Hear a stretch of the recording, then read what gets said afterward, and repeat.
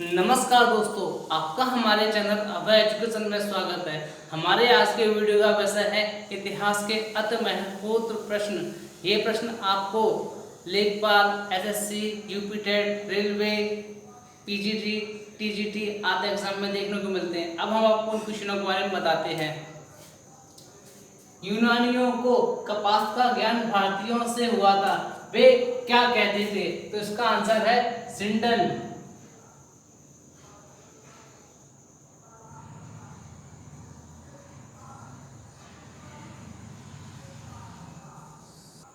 सिंधु नदी की तलहटी में कपास की खेती की जाती थी, जिसका प्रमाण हमें हड़प्पा से प्राप्त हुआ है। एक मुद्रा पर कपास के बीज के साक्ष्य प्राप्त हुए, जिससे यह प्रमाणित होता है कि यूनानियों को कपास का ज्ञान सिंध से हुआ था, जो वो है इसे सिंडन के नाम से जानते हैं।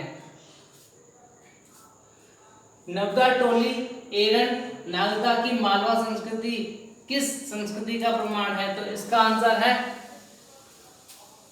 हड़प्पा पश्चात।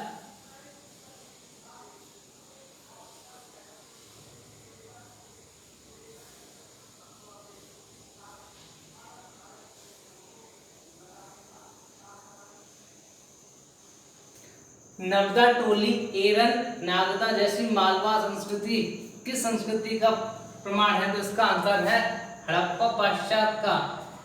नर्मदा नदी के तट पर स्थित मालवा क्षेत्र हड़प्पा सभ्यता के बाद प्रकाश में आई संस्कृतियां हैं। इसमें नवदा, टोली, एरन, नागदा जैसी संस्कृतियां ताम्रपाषाण संस्कृतियां हैं, जो हमें मालवा संस्कृति के क्षेत्र में प्राप्त होने के कारण मालवा संस्कृति के नाम से जानी जाती हैं। कौन सा हड़प्पा पुरास्थल हिंदकुश पर्वत के उत्तर श्रृंखला में स्थित है? इसका आंसर है सोर्दगोई।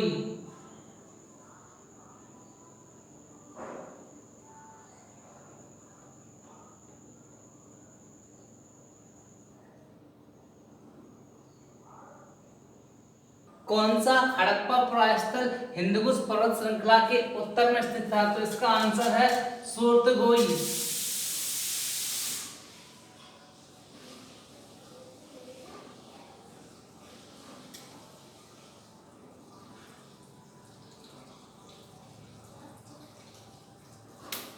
हड़प्पा सभ्यता का विकास पश्चिम में अफगानिस्तान तक हुआ था तथा इसके दो हड़प्पा पुरास्थल सोर्दगोई और मुंडिकाक हिंदकुश पर्वत के पार अफगानिस्तान में इनकी सीमा मिलती थी।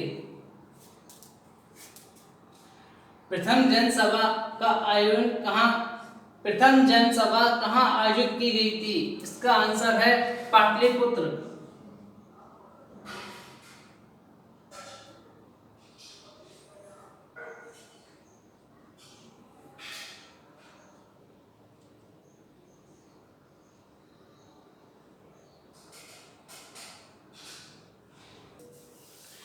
प्रथम जनसभा 4वीं शताब्दी ईसा पूर्व में पाटलिपुत्र में स्थूलभद्र की अध्यक्षता में आयोजित की गई थी, जिसमें जैन सिद्धांतों का संकलन किया गया और श्वेतांबर सिद्धांत को मूल माना गया। अशोक के ज्यादातर अभिलेख किस भाषा में हैं? तो इसका आंसर है प्राकृतिक भाषा।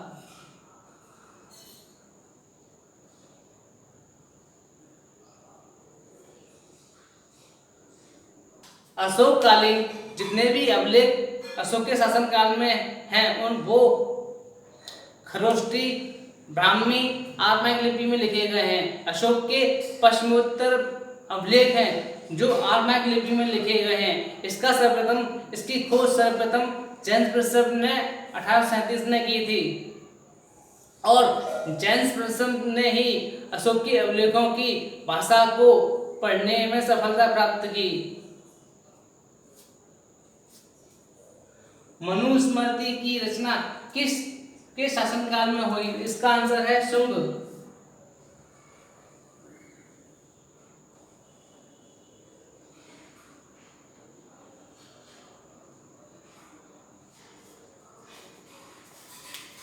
मनुस्मृति की रचना शुंग शासनकाल में ईसा पूर्व 2वीं शताब्दी ईसा पूर्व के लगभग हुई।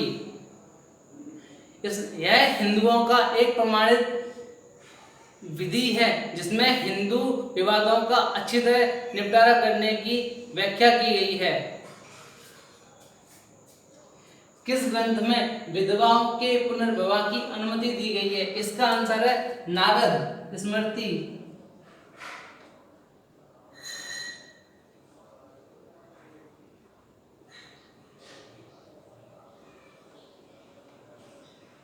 विधवाओं के पुनर्विवाह की व्याख्या हमें नारद स्मृति में मिलती है। इसमें कहा गया है कि किसी महिला का पति मर जाने पे, नपुंसक हो जाने पे, पदभ्रष्ट हो जाने पे, धर्मभ्रष्ट हो जाने पे उस महिला को दूसरा विवाह करने का अधिकार दिया गया है, जिसका प्रमाण हमें चंद्रगुप्त और ध्रुव साहनी का विवाह गुप्त काल में देखने को मिलता है। लंका को पूर्ण रूप से किसने जीता था? इसका आंसर है राजेंद्र चोल।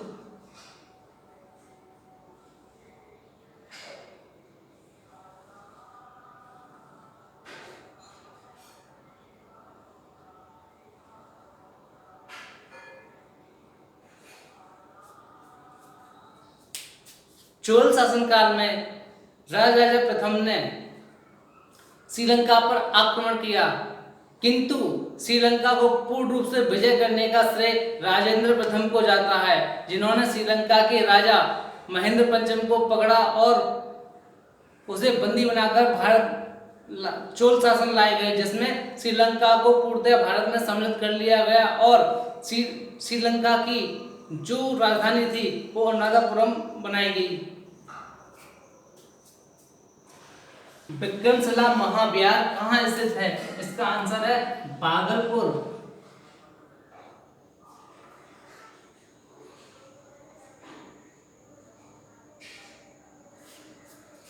प्रसिद्ध बौद्ध शिक्षा का केंद्र विक्रम महाविहार बिहार के भागलपुर जिले में स्थित है। इसकी स्थापना का श्रेय पाल वंश के शासक धर्मपाल को दिया जाता है। शाह तुर्कान महिला कौन थी?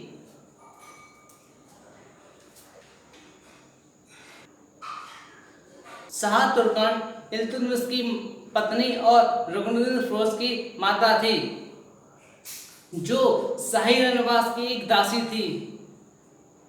इसे तुर्क अमीरों के संगठन से उसने अपने पुत्र रुकनुद्दीन फिरोज को गद्दी पर बैठाया, किंतु बाद में उसका वध कर दिया गया और इल्तुतमिश की पुत्री रजिया को दिल्ली सल्तनत की गद्दी पर बैठाया।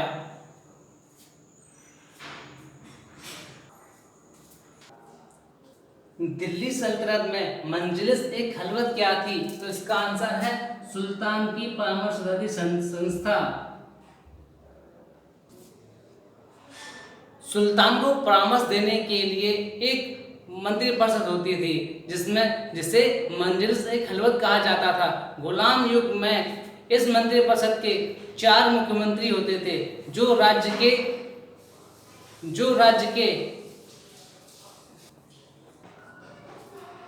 दिल्ली सल्तनत में मंजलिस एक खलवत क्या थी? तो इसका आंसर है सुल्तान को परामर्श देने वाली संस्था।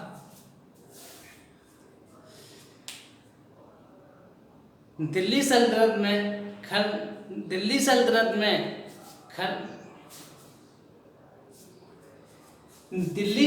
में मंजलिस एक खलवत सुल्तान को परामर्श देने वाली एक संस्था थी। गुलाम युग में इसमें चार मुख्यमंत्री होते थे, जो राज्य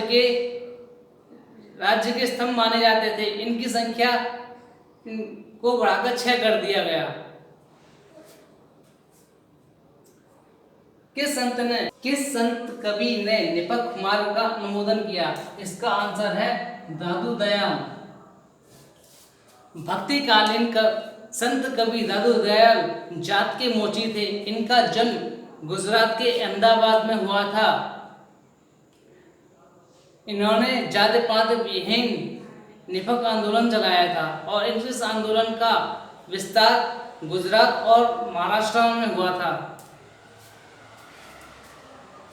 निकोलस मनुची, जिसने औरंगजेब के शासनकाल का विवरण दिया, वह कहाँ का निवासी था?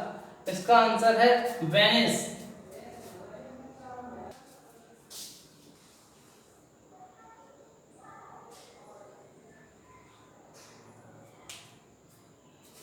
निकोलस मनुची एक वेनिस का निवासी था। इसका जन्म 1639 में हुआ था।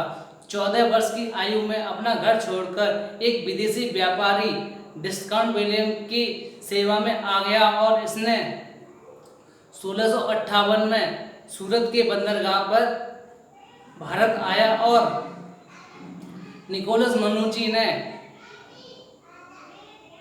स्टूरियो दी मंगोला का युद्ध अपनी आंखों से देखा था। इल्बर्ट विवाद किसके शासनकाल में आया? इसका आंसर है वायसराय रिपन।